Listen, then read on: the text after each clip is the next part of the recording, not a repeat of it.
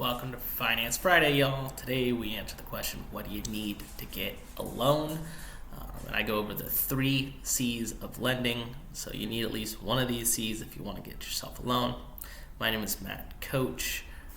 This YouTube channel is created for me to share the tips, tricks, and mistakes that I'm making on the way to building a multi-million-dollar real estate portfolio.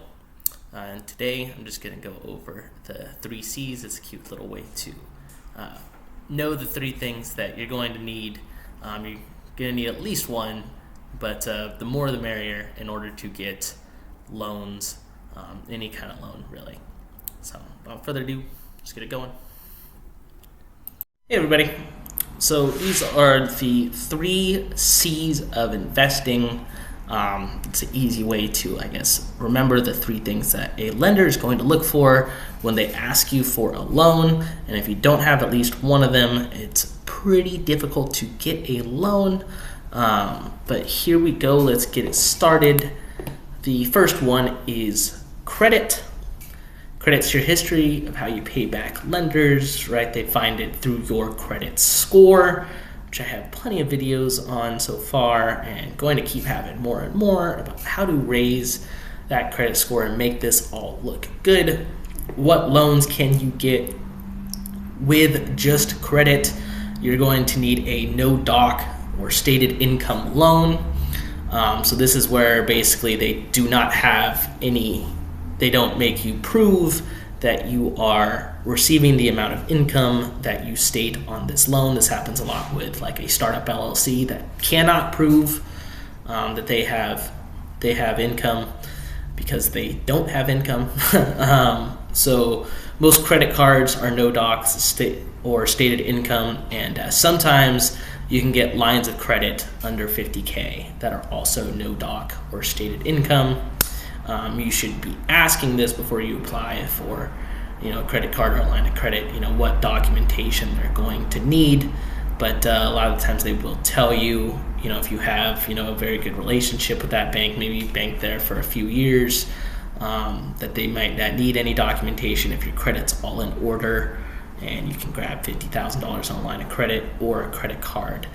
Most banks go pretty much purely off of credit for your credit cards and your stated income.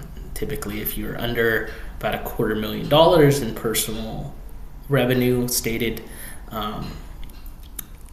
they're not going to have you verify much things like that. If essentially your loan or how much the bank gives you is $50,000 or less, it can be based pretty much solely off of credit for a lot of different banks.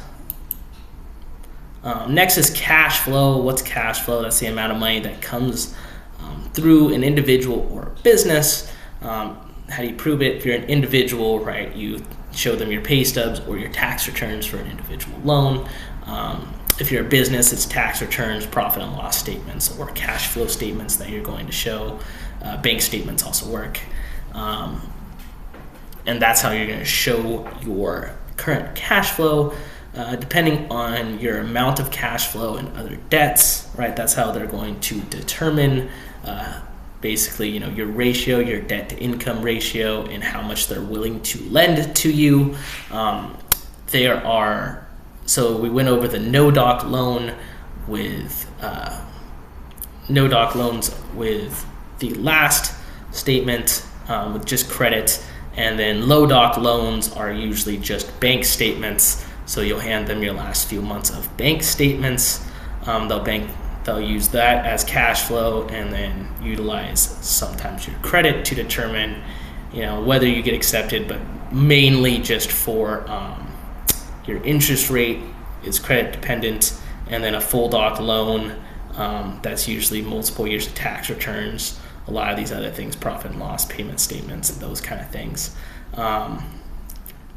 If you're looking to get over $50,000, usually you have to provide some sort of cash flow. If you're in a business, most individual loans make you provide cash flow pretty much regardless of what you ask for. So that is very typical. Collateral, what is it, right? A collateral is an asset that holds value. So basically you prove how much value it holds by getting the asset appraised.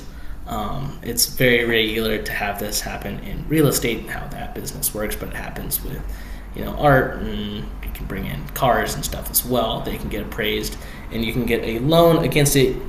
Collateralized loans are secured loans and lines of credit, and how much you can get for those loans varies upon the value of that asset and what that bank would have their loan to value for that specific asset class.